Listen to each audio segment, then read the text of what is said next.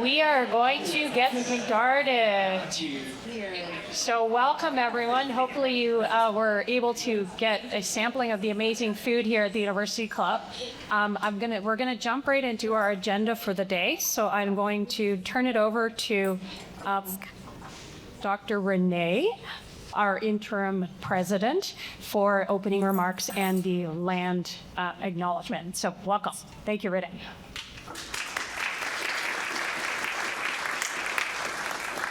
Thank you very much, Diane, and welcome everyone. It's great to see such a fantastic turnout on an exciting day, an important day for us, and hoping that it wasn't just the breakfast that drew everybody, but I would understand if it was, because it's a fantastic breakfast. As we begin, I want to acknowledge that we gather on the traditional lands of the Mississaugas of the Credit, home to many First Nations, Inuit, and Métis peoples. This land has been a place of learning for hundreds of years, long before the founding of the university. For generations, knowledge has been passed down through storytelling, community gathering, and shared experiences. Today, as we gather to launch the University of Guelph's School of Continuing Studies, we carry forward that same spirit of lifelong learning.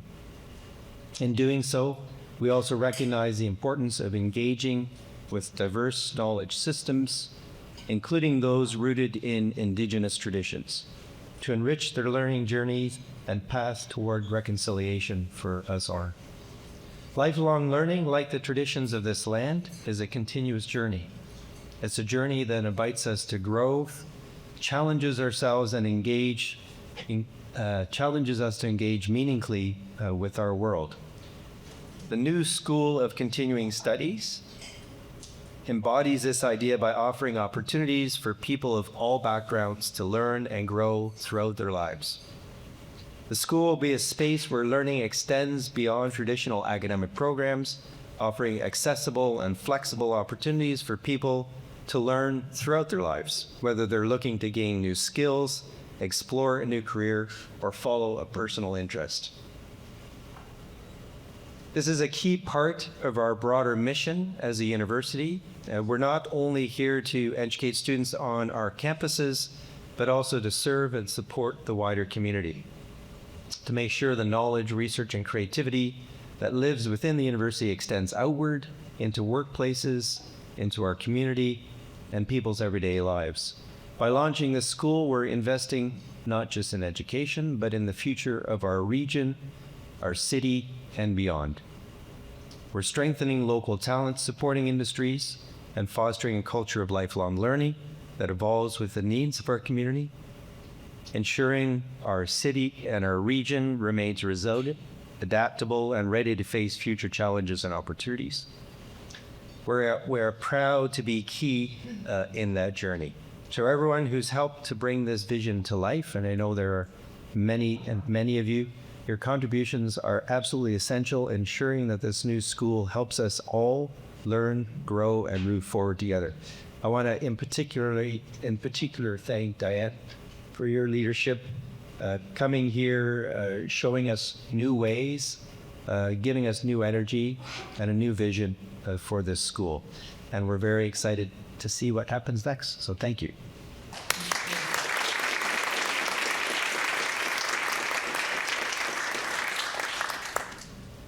Good morning, everyone. My name is Carolyn Creighton, and I am the Director of Operations and People for the School of Continuing Studies. I'd like to start this morning by thanking you all for joining us as we celebrate the launch of Continuing Studies. Thank you in advance to our panelists for their participation in today's panel. I'm very much looking forward to it, and I'm sure it's going to be a very thoughtful and engaged discussion. Thank you to the hospitality team at the University Club. Thank you for a busy practice at a beautiful venue. And finally, thank you to the team at the School of Continuing Studies and everyone at the university who has helped us over the past 8 months to prepare for the launch of the new school. We look forward to engaging with you all as we move forward with our new mandate and contributing to the evolution of Guelph. At this time, I'd like to call Diane back up to introduce the panel.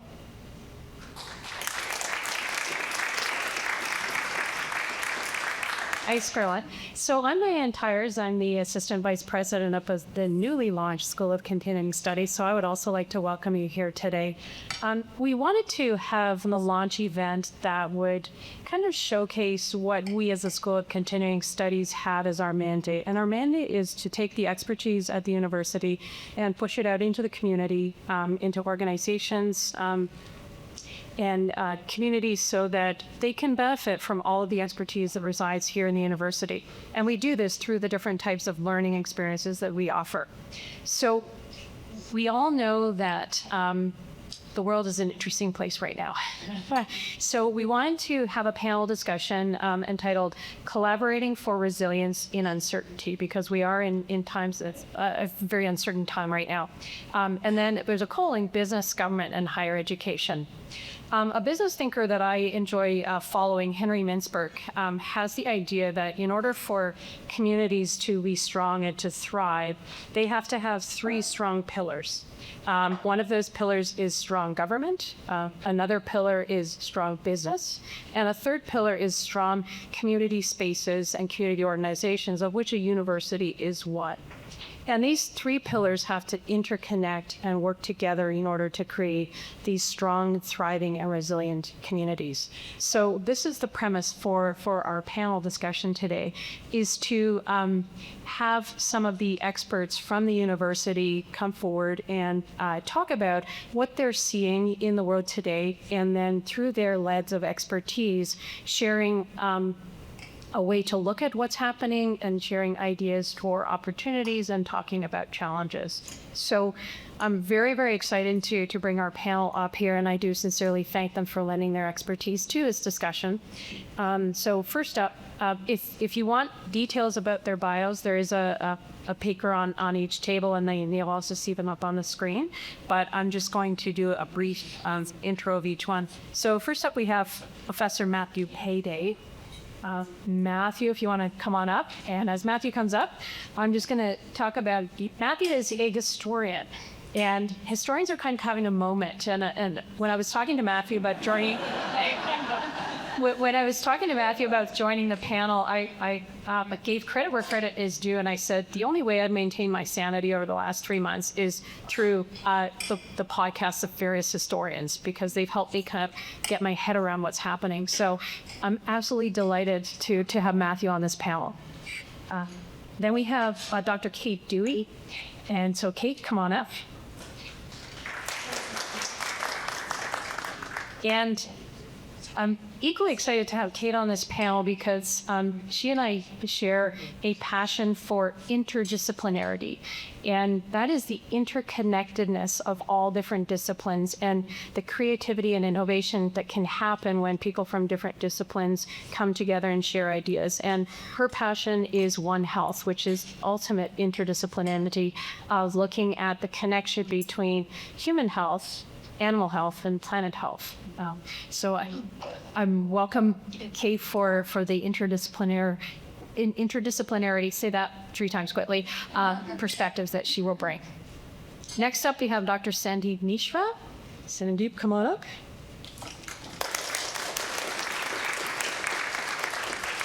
So Sandeep is from our Lang School of Business, and one of the areas of expertise that he has is critical thinking and critical decision making and navigating very complex dynamics contexts. So it's not the only lens he will bring to this discussion, but that's the lens that I'm very excited to have him on the panel about.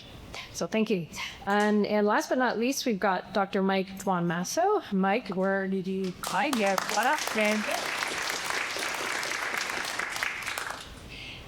And Mike is all about food, which is pretty relevant after the delicious meal we've had here.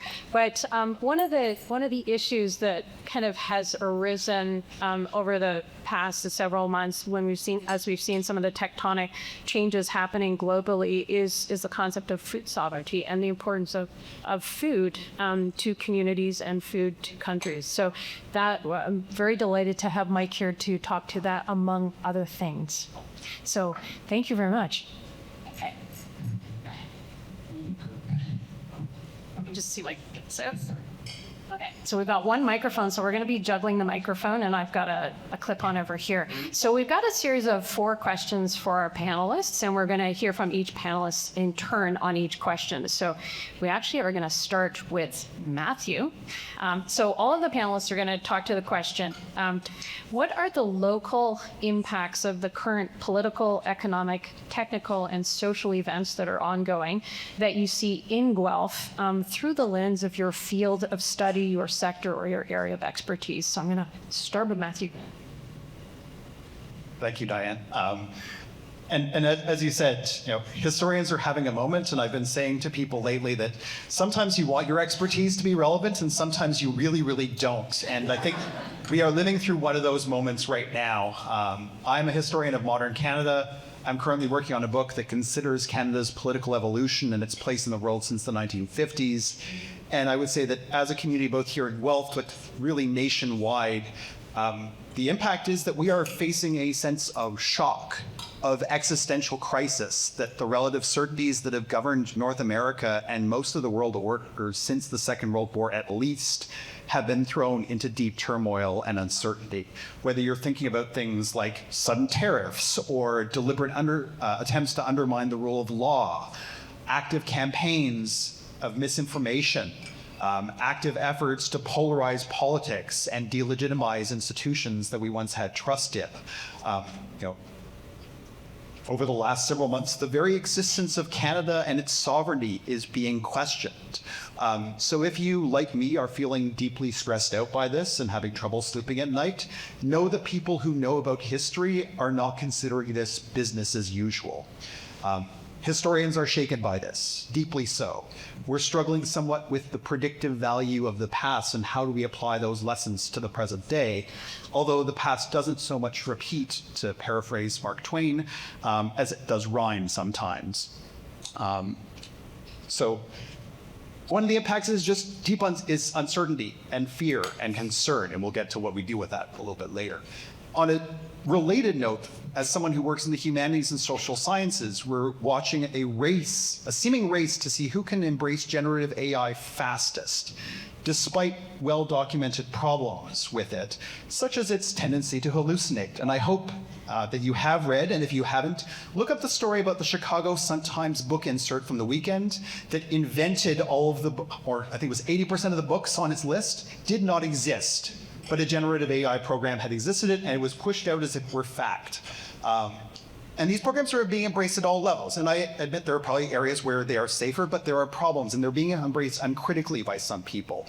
And my colleagues and I in the humanities and the social sciences, I imagine the sciences and other disciplines as well, have concerns about things like the ethics of the use, the environmental impact of water use or energy use, just to give a couple of examples. But also how generative AI in particular is undermining people's willingness and capacity to read for themselves, to draw their own conclusions based on the material that they digest themselves, and really to think. And these are skills I think are going to be needed to face and engage with the sorts of challenges that I outlined recently, to deal with misinformation, to deal with active efforts to undermine and dismantle systems. So I think that these impacts are rippling through all the sorts of sectors that are gathered here today, and that we have to deal with them. Terrific. I probably should start by saying I'm a swine vet, and I'm an epidemiologist. And so this was a challenging question, but an interesting question. And I'm going to tackle it from lots of different angles, and hopefully there's something that I say today that resonates with you. So yes, I do work in One Health, and I focus on complex challenges at the intersection of human, animal, and environmental health. Topics such as climate change, biodiversity loss, and pandemic preparedness are some examples. Many of my concerns are linked with one another when I think about Guelph. Mental health problems and homelessness. Climate change leading to extreme temperatures. What does that do to how does that impact our homeless population? High costs of housing and of food result in poverty, which in turn leads to food insecurity. We have a generation of children today in Guelph and elsewhere who are hungry. And hungry children can't learn, and someday they are going to be our leaders. And whose responsibility is it to ensure that everyone has sufficient, wholesome, and safe food? Climate change has led to temperature extremes, ice storms and floods, droughts, and extreme weather impacts crops, decreasing food supply and increasing the costs of food. Here's an example. We in Ontario purchase lettuce and other fruits from California in the winter.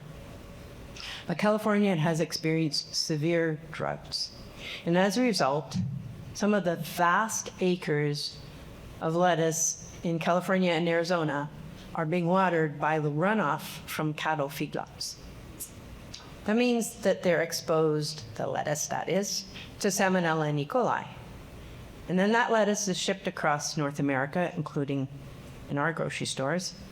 And this causes foodborne illness and due to Salmonella and E. coli and massive recalls. So it's likely safer for us to buy lettuce that's grown in Ontario. Oftentimes that lettuce is more expensive, and who can afford that? Well, I can, but not everybody can. We're experiencing a housing crisis in Southern Ontario. Locally, that means that there's families and other individuals in Guelph who can't afford their home or their apartment. And very definitely, our students at the University of Guelph are having a hard time finding affordable housing. So the question is, what land do we use for new homes? Farmland, woodlands, wetlands. As we expand our human footprint to woodlands and wetlands, we encroach on animal habitat. That means we're experiencing biodiversity losses, and the cycles of life that we have come to expect. These changes disrupt our ecosystem. So the balance of water and air and land, what gives us oxygen, for example, are real. Biodiversity loss, climate change, floods, fires, droughts, expanding human population reduce where wildlife live. And we know that 70% of the diseases, the new and emerging diseases that people experience, come from animals. We're getting closer and closer to the wildlife that we live with. One more thing I will raise that is not a One Health problem, but we need to deal with. And that's our socio-cultural problem, where people are less trusting of science and less trusting of medicine. We have effective vaccines against measles, and we used to consider Canada measles-free. And yet, there's many children who haven't been vaccinated. And measles is closing schools in our region. Well, this isn't a One Health problem. This attitude of vaccine hesitancy or distrust is impacting us now, and will likely impact us when the next pandemic hits. Matthew and Cate did an amazing job of setting things up for me. Things are not business as usual, and I'll take a complimentary lens. I'm just going to figure out where I was going to sit in all of this. I'm going to focus on the economy. And I'm putatively a behavioral scientist. I think about behavior, but really as an evolutionary thinker. And so I think it's systems. And systems are just broken. They're sand in the gears. And we need a healthy economy to be able to support everything else. When people are living in scarcity, when they have this cost of living stress, when they have this information overload, when we don't know who to trust, when institutions have failed, when people see no pathway to social mobility, where they see no hope, you get short-term thinking in basically every sector. We talked about government, business, we talk about society. Short-term thinking has invaded everywhere because we're under threat. Everybody's under threat. Things that once worked do not before. Assumptions don't work the way they used to. And this death of institutions with vaccine hesitancy, with lack of trust in universities. You're seeing young men not in employment, education, or training. These are problems. And in Guelph in particular, it's interesting because, we're one of the few economies left in Southern Ontario that still has substantial manufacturing. More than 20% of our local economy is manufacturing. This is directly impacted by global trade, input costs, AI, automation pressures.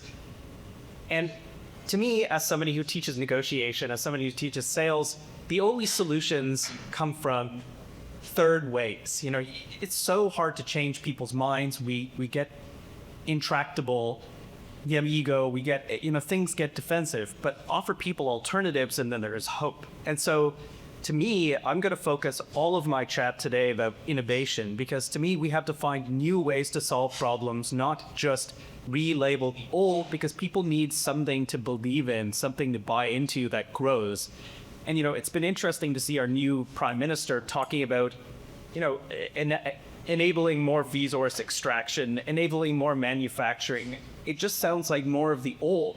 The Americans have global dominance in economics because of their services. Where's the talk of services? Where's the talk of Canadians leading small and medium enterprises to solve new problems?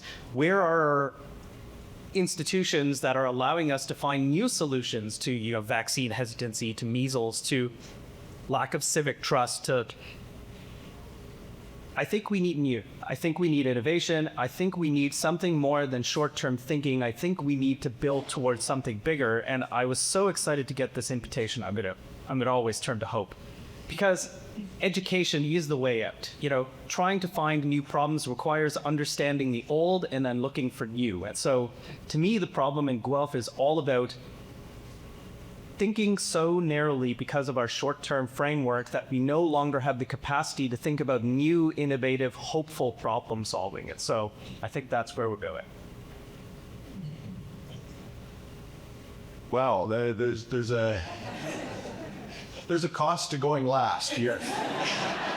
So I'm going to talk a little bit, follow up a little bit on what several people here before me have said. And I think, you know, when we talk about the impact on wealth of some of the things that are happening globally and locally, you know, food, which is my thing, is one of the things that have gotten much more expensive. Housing has got more expensive, and we've seen a policy environment where we've spent less attention on those, although we've talked about a lot.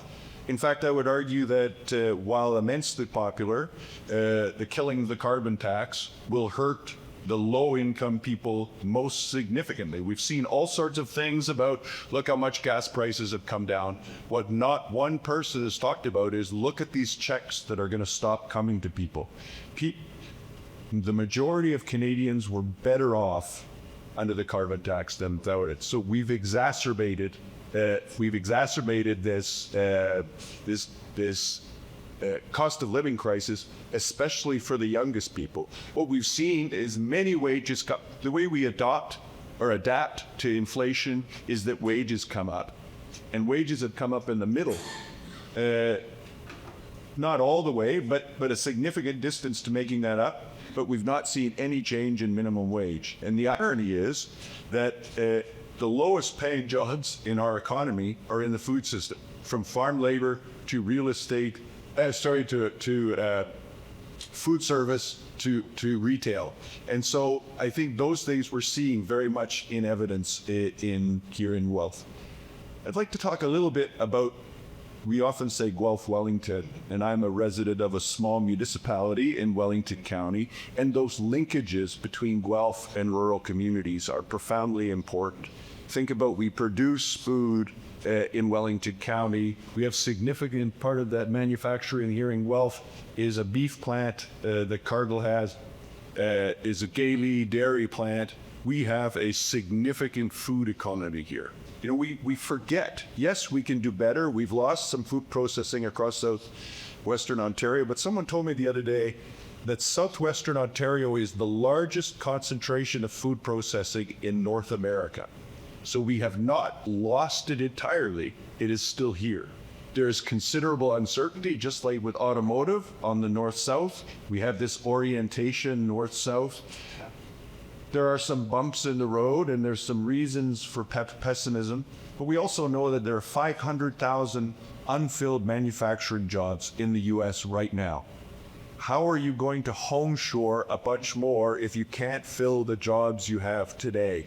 And so there's some reason, I think, for optimism of this flow north-south. I'm going to follow up, my last point is follow up a little bit on what Cate said relative to lettuce from California. And I think it's important that we recognize that Canada generally, and Wellington County specifically, is an exporter of food. And while I'm 100% in support of supporting local farmers, thinking about local food, we need to think in a climate change environment that diversifying our supply chains is going to be critical to making sure we have long-term stability in our food system. Thinking about short versus long-term, when COVID came, we had this knee-jerk reaction. We've got to near-shore everything because we had disruptions to supply chains. Well, the food system bent, but it didn't break. We were a little short flour early in lockdown as we adapted, but overall, food security in this country is about a lack of income. It isn't about a lack of accessibility of food. We've never run short of food. It is an income issue. And thinking about those opportunities and the relationships between rural and urban, we've heard some politicians talk about a food belt. And I think, yes, it makes sense to have protection for land use, and I think it makes sense to think long-term about how we balance that. But if we say we're going to bring production of lettuce back to this country, that's going to be building acres and acres and acres of greenhouses. That's going to be built on existing farmland. And so should we import lettuce in the winter so that that farmland continues to be in areas that we have a comparative advantage? And so, I think we need to think about land preservation, but we need to think about it in a way that respects the fact that population is growing, that there are other things that we need to do, but also thinks about where the best place to expand the rest of the residences and that sort of thing. We talk about a housing crisis and not being able to take farmland out of production. We've got to balance those tensions. Great, thank you. Can everyone hear me? Okay. So thank you very much. You are all really. I love the panel because we've got so many different perspectives, and so we kind of lots of different lots of different perspectives in terms of what are the impacts of all of these trends that are happening globally. And so we're going to go with the word hope. We're going to start with the optimistic viewpoint, and with a lot of change comes opportunity. And we've got a lot of expertise, and you've got the know-how, we've got the will, and so we should have both. And there are opportunities here that have come about as a result of all of these changes. So, that's the next question for the panelists is, from your perspective and your lens, what are the opportunities? What are the ways that we can build Toad rather than all just wanting Tide to the table? So I have to answer. I can't just hand the microphone to someone else. Or I have some bullet points. I'm not feeling a lot of hope right now. I feel like we are watching the rise of fascism in the United States and in other parts around the world, and we're watching the rise of misinformation. And this is a concern. But there are opportunities for us to do things to try to fight against this and to try to adapt for this. I think that we are faced with a necessary opportunity to recommit to educating our population to value original thoughts, of creativity, of critical thinking, to be able to look critically at the world around us and the various inputs that are coming to us, trying to generate misinformation and undermine trust in institutions and try to rebuild that. So it's just an overarching thought. People are deeply troubled right now by how their worldview and sense of security is being shaken by developments, primarily in the United States, but also elsewhere in the world, and are seeking to understand, how do you move forward given that sense of crisis, given that desire not to get out of the bed in the morning. And for my field in history, I would say more broadly in the humanities and social sciences and other disciplines across the university, some of the opportunity we have right now is that this is a moment where we can help explain and learn, how did we get here? and what has happened in the past when there have been other crises, although not identical to this, have other lessons that we can learn from this? And are there tools that we can take from the past and apply to the present? And I'm going to pick up on something that Sandeep said, that we do need to understand the old in order to come up with new solutions to move forward. We need to know what we tried in the past that didn't work. What did we try in the past that did work and might be adaptable to now? And just to give you an example, this is the first time that the United States has suddenly tried to slap big tariffs on us, and Canada has faced it down. In the 1970s, there was the so-called Nixon shock, where suddenly President Nixon decided to slap tariffs on everything and try to undermine the Auto Pact, which was essential to Southwestern Ontario's economy. But there were diplomats who used other avenues of influence to try to affect other parts of the administration and the business sector, and ultimately got Nixon to back down somewhat. There are tactics that can be used. We have faced hard free trade negotiations or trade negotiations before. The book I'm working on right now is looking directly in one part at the 1988 Free Trade Agreement and the whole process that led up to that, where Canada actually walked away from the negotiating table at one point rather than take a bad deal, and ultimately the American administration ended up buckling on certain points. So there's hope from the past, but also tactics from the past that we can use. And that applies, I'm just giving you a couple of examples from things I know about. History broadly can teach you about pretty much every sector in the world and every sphere of activity about what we've done in the past. And there are things you can learn from there. Opportunities. For Canada as a whole, there have long been calls to diversify our economy beyond the North American market. And really, when we say North American, we're actually talking US in many key respects. The 1970s episode I just talked about was one of those. When the Nixon shock happened, Pierre Trudeau's government talked about the so-called third option, that we were going to develop contractual links with Japan and the European Economic Community and really diversify things. Nothing happened. And the reason why was that it was so easy, because of ties of language, of culture, of geography, to simply continue down the existing path. This is not the only time this proposals have been made. We have an opportunity now. We're kind of being forced into that opportunity to reconsider Canada's place in the world and to deepen and diversify other ties and connections to other parts of the world. Economic ties, political ties, security ties, cultural ties, to reduce what has become an ever deeper dependency since the Second World War on the United States. And regardless of who is in office in the United States, if the next election yields a different result, that's not going to be bad for Canada to have those other opportunities and to be less dependent.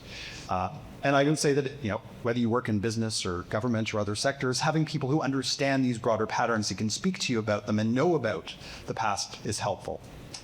There have also been calls for Canada to diversify its economy beyond primary products, to go beyond being the hewers of wood and drawers of water. I teach the Canadian History Survey from Confederation to the present. This is an ongoing theme for over 150 years. So we've been talking about this, that we need to build, invest more in industry, invest more, as Sandeep said, in the services, to actually build the knowledge economy and service and invest in them, and not just go back to, well, is there more oil that we can pull out of the soil somehow? And with the United States market becoming less reliable, we may need to start thinking more about both how to be more self-sufficient, but also how to actually get into other markets and what Canada can bring to them that isn't just about, extracting minerals from land that is actually Indigenous territory, or chopping down trees that's going to have impact on climate change, and is making more use of our human resources. So those are just a couple of thoughts to try to be slightly less pessimistic than I've been. I think you accomplished it, and I think there was a sense of hope coming through there. So my focus, I think, is on how does the university work with community and the community work with the university. So the problems that we've talked about, and certainly the problems that I've outlined, are not problems that can be solved by one person or one discipline alone. It can't be solved by academia or community alone. They require teams of community members to work with academics, local governments, NGOs, and business to find community-specific solutions. These complex problems need a group of leaders to tackle the problem with energy and determination, so we need leaders. Community members are essential to include right from the beginning because we need a solution that fits their needs. It's not up to me to determine what families with food insecurity need. We need to hear from them, and they need to be at the table working to find solutions that work for them. We have academics at the University of Guelph who have expertise in all the issues that we've mentioned today and many, many more. The One Health Institute at the University of Guelph can work with community leaders or other academics to identify academics across this university who have knowledge to contribute to solutions. We've been doing that to build research teams. I'm sure that we can do that to build community teams to help solve some of our problems. Building One Health teams, transdisciplinary teams, starts with breaking down the problem into its component parts and then figuring out, well, what areas of expertise do we need in order to work on that as a team. Working in such teams requires a humble attitude, an attitude that enables us to listen well and to respond to others' ideas. Key action words in these transdisciplinary projects are collaboration, coordination, communication, and capacity building. And by capacity building, what we mean is we're leaving the community with solutions that the community owns and enables to happen long term. So here's a little bit of a personal plug. In March, the One Health Institute, in collaboration with the School for Continuing Studies, launched a 7-week One Health micro-credential for working professionals. We had 21 people enroll. The online program provided participants with an opportunity to work on complex problems in interdisciplinary teams. The participants were employed in government, industry, NGOs, academia, and they came from Guelph and Ottawa, the United States, Australia, and New Zealand. One participant at the end of the program said they learned to step away from isolated thinking, warmly embrace culturally sensitive, systems-based strategies that bring together diverse perspectives and ultimately lead to more inclusive and sustainable solutions. That's what we need. Another person said that mobilizing One Health course enabled them to see how, this was a person working in local public health, how including environment and animal experts was going to do a better job of moving forward the public health initiatives he wanted to do. The next offering of this Mobilizing One Health is going to happen in the fall. And if you're interested, you can enroll through our new School of Continuing Studies. I think that it's important to think about how our students can engage with community to move community projects forward. And of course, probably many of you have hired co-op students. We have 5,000 students across 67 co-op programs, and these students bring energy and enthusiasm and up-to-date knowledge that we've taught them. So I think, that's a really awesome source of people to work in the community. And the last one I'm going to mention is CESI, the Community Engaged Scholarship Institute, where they partner students with communities, organizations to have problems. I had a PhD student, Warren Dodd, who spent his spare time as a PhD student working on issues of food insecurity in Guelph and made a big impact bringing a seed to Guelph. So I think the university has a lot to offer the problems, and we just need to find opportunities to make sure those happen. Before Sandeep goes, I will do a disclaimer. I did not pay Cate to talk about micro-credential, but it's a fabulous learning experience. Sorry, Sandeep. One of my favorite quotes is when all else fails, people turn to reason, and everything is failing, and so we have a lot of exciting opportunity. One of my favorite frameworks of understanding opportunity is social frames. And so if you imagine a 2x2, have to go into mini lecture mode. On the top, you've got benefit to yourself, positive or negative. On the other side, you've got benefit to other, positive or negative. You could think about it as individual acts. You could think about it as relationships. You could think about it as institutions. You could think about it business to business, whatever. When It's negative, negative, you got spite. You cut off your nose, despite your face, you go down to the bottom. This is the only frame that the American president understands, for example. This is zero-sum thinking. When you've got positive for self, negative to others, you've got selfishness. You've got people pulling down others to get theirs. When you've got negative for self, positive for others, you have altruism. And although that sounds noble, it's not sustainable because one party is costing, one party is gaining. It just can't last in the long run. The only quadrant that we can live in comfortably, sustainably, we're at Guelph, we are all about sustainability, is positive, positive. It's cooperation. There must be mutual benefit, or, as I tell my students at business school, mutual selfishness, in that we all need to get paid. And it doesn't matter how we frame these things, we must seek mutual benefit. Cooperation is the emergent valued mutual benefit. The riches of our society come from cooperation. Institutions facilitate cooperation amongst strangers. And so only through this kind of mechanism can we grow. And so this social frame, it leads to a need for abundance. You need ways for people to collaborate with each other to win together. And to me, the cheat code for this is community. How do you build communities where people experience emergent value where they didn't before? And here, we have to talk about Guelph. Guelph is this incredible, I don't even have words for how amazing this institution is, this city is. And, personal anecdote. My dad immigrated from the 70s to come to the University of Guelph as an international student. It is surreal to be a tenured professor here. But from that moment on, the community in this place, the positive sum nature of this place, the nature of collaboration, improved life, sustainability, all of these things are just manifestations of cooperation. They're manifestations of finding ways to work with each other for abundance, for mutual well-being. And so I see reasons for hope. We talked about, Cate and my, sorry, I'm terrible with names. Cate, Mike, talking about all of these sort of historical examples, but they also offer counterexamples of how we can build together. And so community, AI slop, it's everywhere.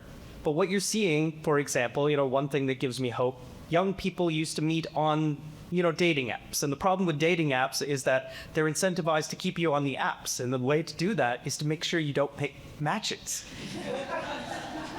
People are not stupid. They can sense this. And now, for the first time ever, you're seeing decreases in engagement at every major social media platform. We're seeing decreases in people meeting on apps. You're seeing increases in people meeting in person. Places like Guelph offer spaces for community where emergent properties can happen without the mediation of all of these distorted mirrors that exist on the internet. And so, to me, this is the secret. Community, facilitating cooperation, allowing people to grow together is how you get things like innovation, is how you get idea transfer, is how you get new third ways instead of just relitigating the old. And again, one must understand the past to understand what may or may not work again, but one must run experiments. And so I think community is the way to do this. I think teaching transferable skills that allow community building, things again, everybody sees the world through their own lens. Negotiation, sales, it's just human connection. A student blew my mind. I asked him once, what is sales? And he defined sales as pain. You understand people's pain, you actively listen to how they can have their problem solved, and then you offer a solution. Sales is therapy. Being able to understand others, being able to commune with others, being able to find that middle ground, I think is the only way we get through this. And, institutions were built on these logics. You can reenact them. Sorry, I get all excited. I am relatively optimistic. I think there's a couple of things that lead me to be optimistic. I had the privilege of teaching some amazing students who are going out to work across the food system. And the excitement with which they're graduating, I look since I've been here, the number of young people who are excited about going back to the farm, to food production has gone up. And it's not just the guys. There are lots of women. I always joke, my fourth year strategy course, the back row is always the kids who are going back to farm. that back row is now half female. Culturally, we've changed. Technologically, we've changed. And so that excitement, that optimism, they're going out with new ideas, access to new technology, some of which is developed here at Guelph. So food production, traditional food production, it continues to improve. And Wellington County will be at the forefront of achieving that. And non-traditional food production, including things that are getting.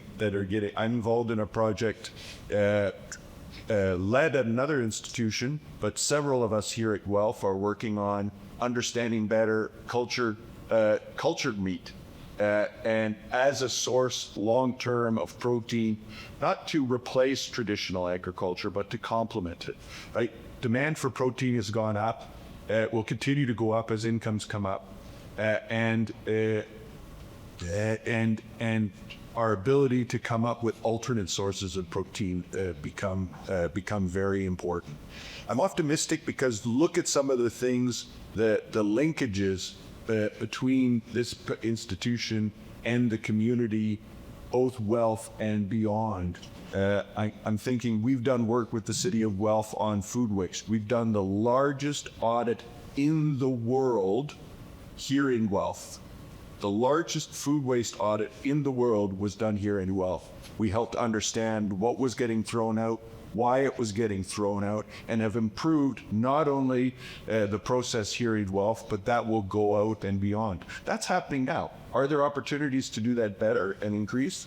For sure there are. I think about the Guelph Family Health Study, a long-term study looking at improving outcomes. Talk about children being hungry.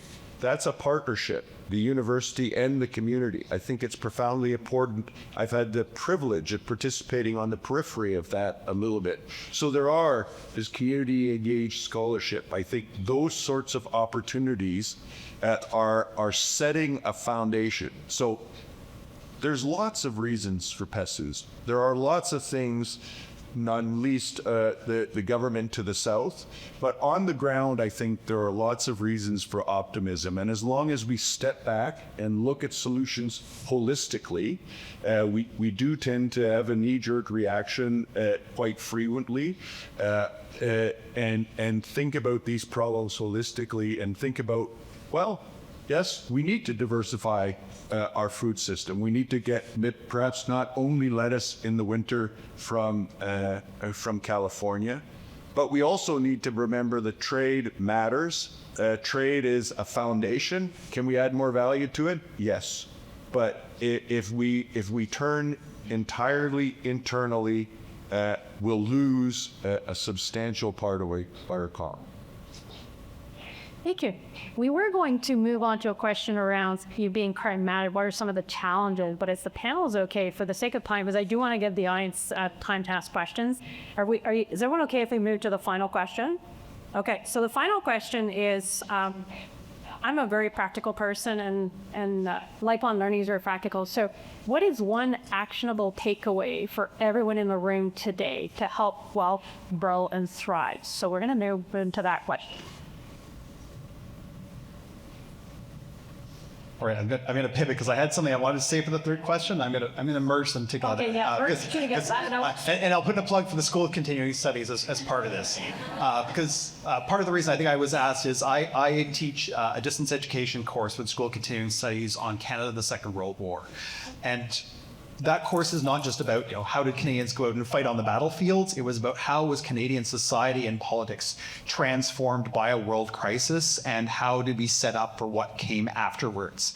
And I think that we're in a similar kind of moment right now where we have barely pulled out of COVID. COVID's still with us. And they get worse, given that apparently the United States wants to stop funding vaccines for children moving forward for COVID.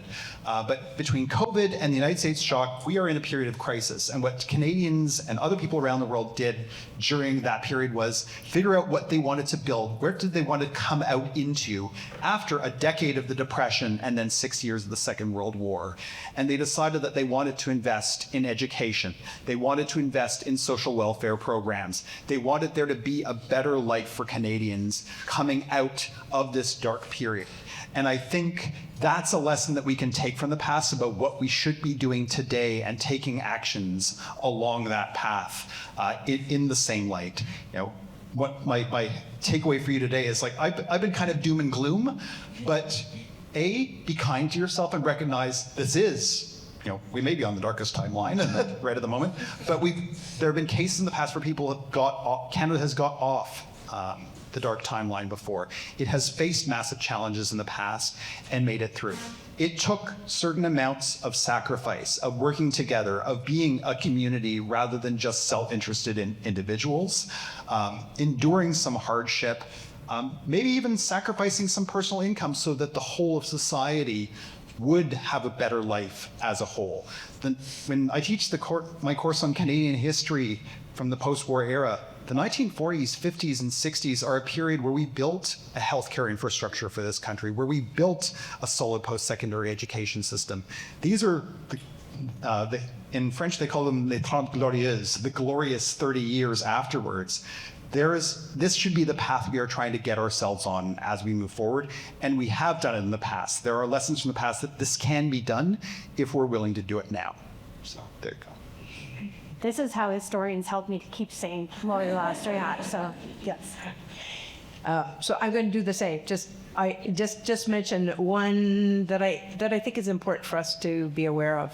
Highly pathogenic avian influenza, likely our next pandemic. So we know that climate change has shifted bird migration patterns. We need to do something with climate change, right? Each individual.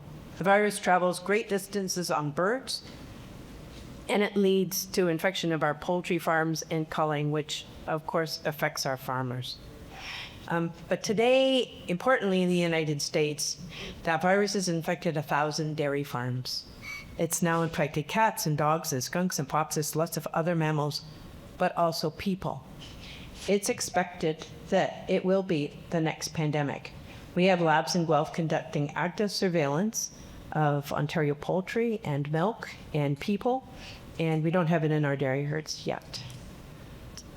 We have researchers on campus who are developing vaccines against the virus, and that means we do have to address vaccine hesitancy. Now, what can we do tomorrow? That was the question. What can we do tomorrow in order for us to make a difference? Well, we could, one of us in the room, or many, could identify one of those really difficult problems to tackle and be the leader in Guelph and Wellington to do that. That's a big ask. But as far as climate change is concerned, don't drive too fast. That's a big thing that everybody can do tomorrow. We know that if you drive over 80, you're impacting climate. That's one thing you could do. But the other thing I want you to think about, I know it was only supposed to be one, I want you to think about food security. You can donate to the food bank. You can buy food from local farmers, buy a share in a community-supported agriculture venture. You can find those online. Grow food in your own yard. Donate your surplus food to a food bank if you grow too much. Next winter, replace lettuce by growing sprouts in your own kitchen. You don't need to eat lettuce. And buy Ontario-grown greenhouse fruits and vegetables that are being grown today. Okay. Economic and educational institutions often cater to legacy sectors. They're often fighting the last war instead of the next one.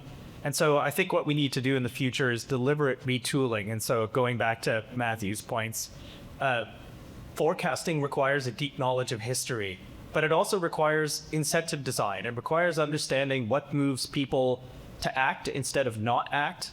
It requires understanding the entirety of ecosystems, as Cate's highlighted, through climate change, food, pathogens, all of it. And we need to understand long cycle strategy. Too many decisions are made for the next cycle, the next sector, the next quarter, instead of the long term. And it requires boldness. To me, and here I'm going to do a plug for our continuing studies, we need human capital. We need capacity for innovation. We need people who think differently. We need people who can sell, connect, adapt with clarity, not just react with inertia, not just respond to the short-termism, not just offer the same old solutions. It requires education. It requires continuing education, but it has to be for a purpose. And so to me, it's about reasoning under uncertainty. It's about framing value. It's about leadership, insight. It requires understanding the past so that we can innovate for the future. And I think we are more than capable of this. Last again. I'm going to break the rules too, and I think I'm going to do a couple of opportunities. The first is think critically and ask questions. That's something we all should do as individuals, and in some cases that might be taking a continuing education course, but it means challenging some of that AI misinformation and the human-generated misinformation. Asking questions, learning about your food system. Where does your food come from? Part of the ability to buy local, whether it is Guelph, Wellington, or whether it's Canadian, is deciphering all of that messaging that you see on your food. So ask questions, understand, talk to your politicians, whether they're municipal, provincial, or federal. It is beyond my comprehension sometimes that how little we understand and have strong feelings about specific policy initiatives. And so engaging, being aware, asking questions. I think apathy is the biggest danger we have relative to some of the changes we're facing. So that's the big one. Think, ask specifically about the food system.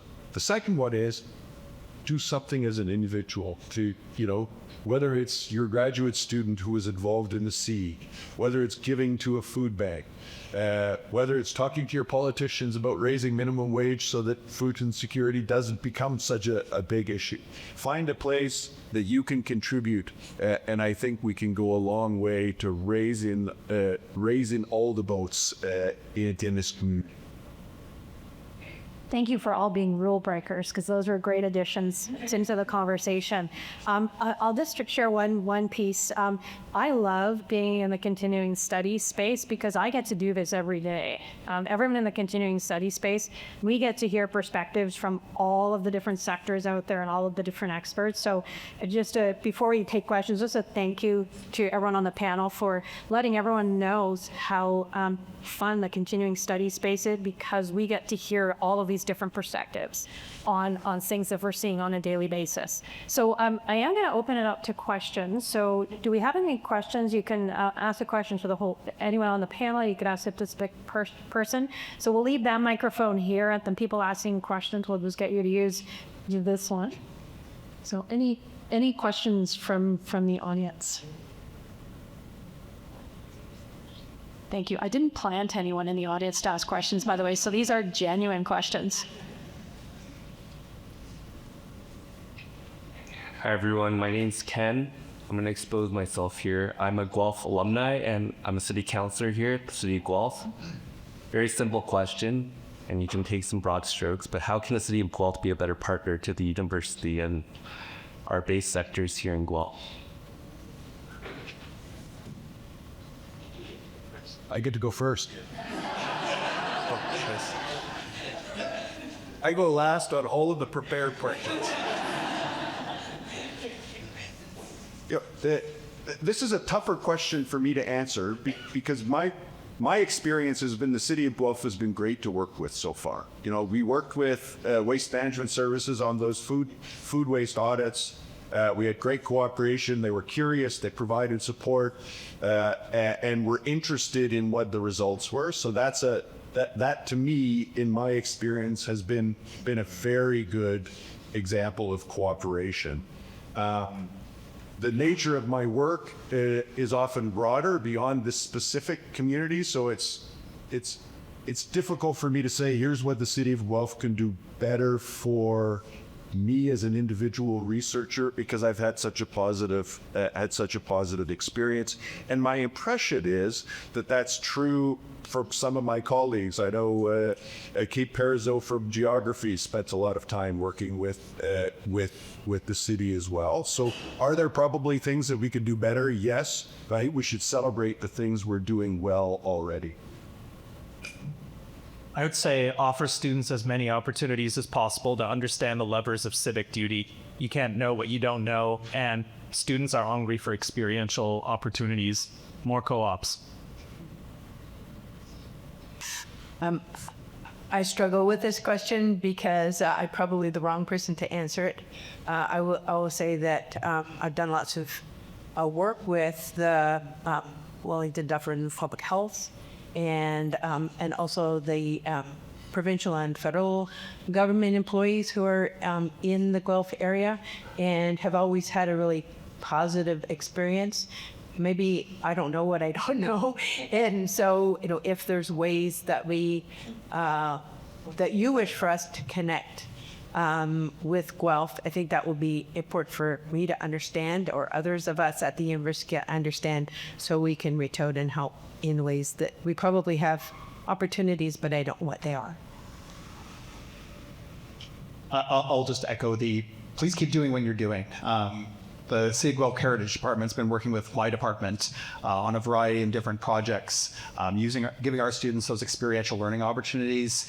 We have a co-op program. We would love to have more co-op placements with the city. And just, I'll put in the plug, and this is less, I think it speaks to the community piece. Guelph's bicentenary is coming up in a couple of years, and the mayor put out a post saying, well, what do Guelph people want to do to mark the bicentenary? Major anniversaries are a time for community to think about, what binds them together, what connects them, what is the trajectory of the city. And if the city wanted to hire a bunch of history students to work on a bicentennial project or inform that or consult with them, we would be delighted to partner with you. I like all these shameless plugs. It's great. Thank you. Okay. Good morning, everyone. I'm more just a comment. I would say that I do have hope too. My name is Christelle. I'm with the Executive Director of Business Centre Guelph Wellington. So we're one of the small business centers that work across Ontario. I'm here with my colleague, Andy, here from Chamber of Commerce.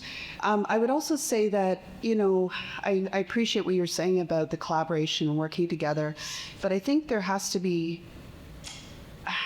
a really direct, and you made point of this, but everybody taking action. But I think it's important that that continuum care reaches out past the university.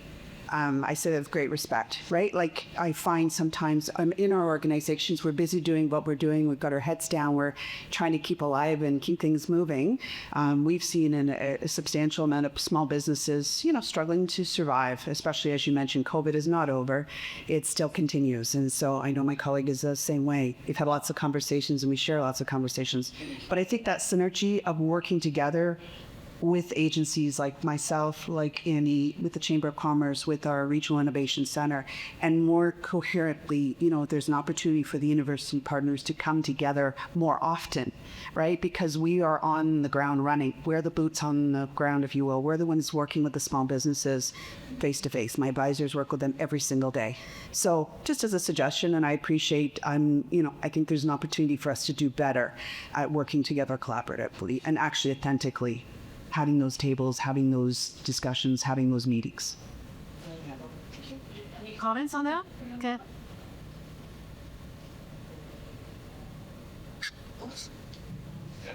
I think you're right, and I think that goes both ways. Partly, it's asking questions. I think as people in the university, one of the things that academics can do better is communicate what we're doing and why we're doing it and what we've learned. So that outreach component is something that's very important to me, and I try to work hard. But often we don't know who to connect with or what people are looking for. So when we find those opportunities, we get as excited as you do. So I would say look at that from both directions. I think there are opportunities. We can do better at communicating what we do, and I think being open to questions. Business school has so many student-led events. We have incredible student leaders, and it always surprises me that the corporate business presence there is almost always large enterprises. I never see small businesses coming and being involved in this stuff. It's incredibly low-hanging fruit. Our students are amazing. They can help solve problems. They don't know what opportunities live on the ground. So there's much opportunity there. And I'll just follow up on that. That's not just sort of clubs and events. many of us have courses where we're looking for small businesses to partner with so that students can do an experiential learning. I teach a 4th year advanced ag and food and management course, and we look for businesses where a group of 4 or 5 students can do a consulting project. So, we're out banging on doors, and perhaps we should be banging on yours instead. But there are all of those sorts of opportunities that I think sometimes we don't know who to talk to. On the purpose of having this event, right? Yep. We're having this discussion, and now cards will be exchanged, not opportunities will be looked at. Yeah, and I will do a shameless plug. This is the first of what we hope will be many such events.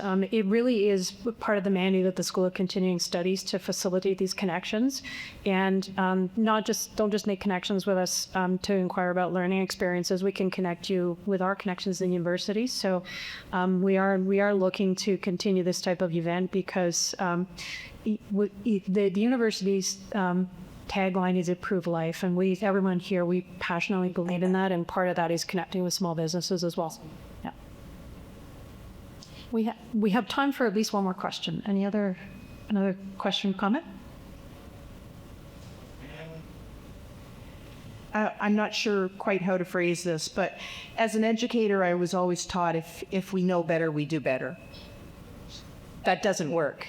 In many, many cases, it doesn't. So my question, Matt, is to our panel, looking ahead to the new development of the School for Continuing Studies, can we start thinking about incorporating human behavior change as part of our courses? And if so, how do we do that and move away from the model of the data dump with some interaction? Because I think that's a critical thing when we're looking at developing new programming. Yeah, so basically a paradigm shift in terms of how we're developing and delivering learning experiences from knowledge to action. So I like that question a lot. And I think that my experience, although it's somewhat limited, with developing continuing education for adult learners is that, yes, we've got information to share, but the people in the courses have a lot of peer-to-peer learning that is rich and valuable and can help them take away, can help them to learn, to expand beyond what they know and what they do and affect behavior change. But I think as I'm going forward to develop more continuing education courses, it's really important to me that I ensure there's plenty of opportunity for participants to learn from one another. I think that's going to affect behavior change more than if I tell them to do something differently.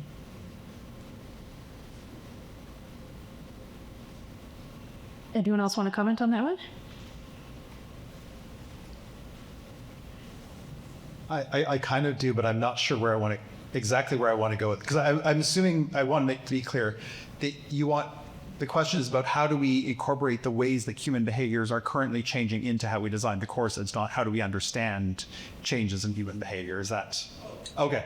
Because I would say my entire discipline is about understanding changes in human behavior over the course of centuries. So we already do that part. So, but I think that this gets back to something I said right at the very beginning about AI, about engagement with reading. Just to take one example of a type of human behavior that people used to read more than they did, and they read long form texts.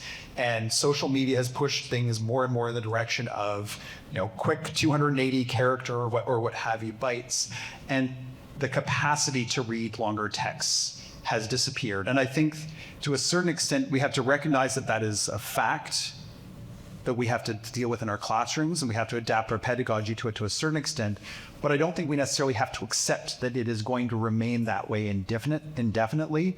I think we have to find ways, if we are going to have an educated, informed population of the sort that businesses and governments want to hire and want to have functioning, they're going to have to learn how to read again. And we have to build that into some of our courses, but we also have to meet the students where they are and recognize that they're not necessarily going to be doing these long form texts, we are trying to approach them using, whether it's podcasts or videos or images, and using different types of sources from the past to teach about history, to meet them there, but also to push them in the direction back to those reading skills that they need to have.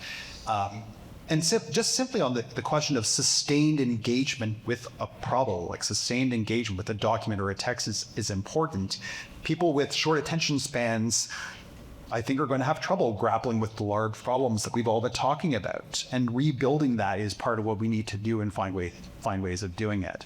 And some of that's just going to involve more human resources. Like there's, AI has changed. Like there was a piece in Alex Usher this morning about, the decline of the essay as a form of evaluation.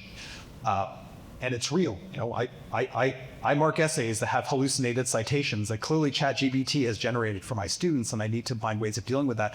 But that may mean that we have to rethink how we as a university structure classes that mean more face time, more time for classroom engagements in small groups with the professors or seminar leaders with the students, or in-class writing assignments or other types of assignments. We basically have to rethink a lot of this in function of it. And I don't have solutions yet. My department's just sort of bouncing ideas around and trying to do what we can, but in an atmosphere of limited resources. So if there's another takeaway for the room, it's, for goodness sakes, advocate your provincial government, speak to your friends and families about the need to invest in education at all levels, because what we are seeing is the product of years of underfunding education. And I'm not just talking higher education. We get them at the point at which there have been underfunding at the secondary and primary levels. And then they come to us lacking those skills, and we are trying to rebuild them.